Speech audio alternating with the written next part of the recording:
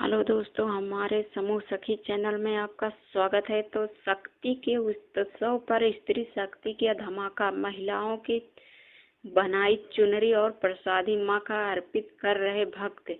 महिलाओं के बनाई चुनरी की प्रसादी कर रहे भक्त। स्वयं सहायता समूह की महिलाएं के हुनर या मेहनत से नवरात्रि की यूपी में करोड़ों का कारोबार होने का असर। मंदिर में पहुंची रही महिलाओं के बनाए सामान, चुनरी से लेकर प्रसादी तक, महिलाओं को बना रहे आत्मनिर्भर। चैत्र के नवरात्र में की ओर से जहां देवी के भक्त उनको प्रसन्न करने के लिए मंदिरों में पूजा अर्चना कर रहे हैं, वहीं शक्ति के प्रतीक महिलाओं अपने हुनर और परिश्रम की सफलता की नई कहानी लिख रही हैं। मंदिर के बाहर लगातार 9 दिनों की तक लगने वाले चुनरी, प्रसाद, दिए, मोमबत्ती और अन्य सामान की तैयारी करने वाली उनकी बिक्री में महिलाओं की बड़ी भूमिका रही है। नवरात्रि स्वयं सहायता समूह में जुड़ी हुई महिलाएं देवी मंदिर में सफलता की कहानी लिख रही हैं। विंध्याचल में विंध्यवासिनी का धाम हो या देवी पटना का परमेश्वरी या पीठ शक्ति की द्वारा जगह प्रवेश पहले ही मां के अर्पण करने वाली प्रसादी और श्रृंगार के रूप में सजी हुई हैं। दुकानें सिर्फ अपने श्रद्धालुओं से सुविधा प्रदान करती हैं, बल्कि इसमें महिलाएं सशक्तिकरण की नई कहानी लिखी जा रही है।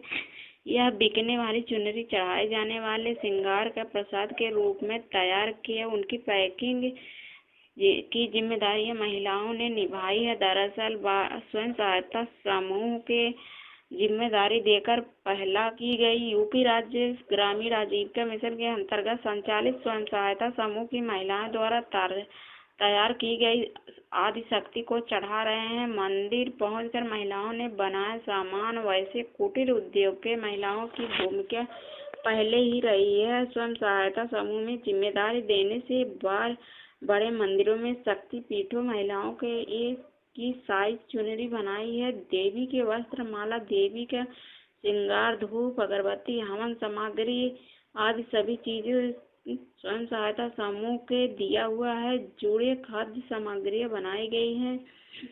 यूपी में मौजूद स्वयं सहायता समूह के 72 लाख से ज्यादा महिलाएं जुड़ी हुई हैं। एक और जहां नवरात्रि के लिए बड़े बाजार के सामान उपलब्ध करा रहे हैं, आत्मनिर्भर भारत ने लक्ष्य का योगदान दे रही है।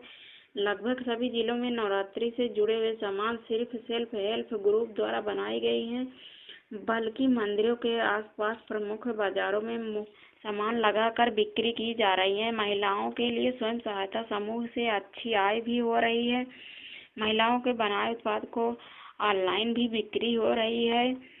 नवरात्रि में देवी मंदिर और घरों में लाल रंग की चुनरी चढ़ाने का परंपरा विशेष रूप से अलीगढ़, आजमगढ़, झांसी, वाराणसी, मिर्जापुर और चित्रकूट आदि जिलों में यह विशेष रूप से चुनरी तैयार की है। महिलाओं के बनाए हुए सामान विंध्याचल से लेकर देवी पटना, पटनेश्वरी या धाम के सहारनपुर के शंभु कुम्हारी देवी का प्रयागराज या ललिता देवी देख सकती हैं। यूपी शहर में मंदिरों के दरबार में समूह की चुनरी चढ़ाई हुई है।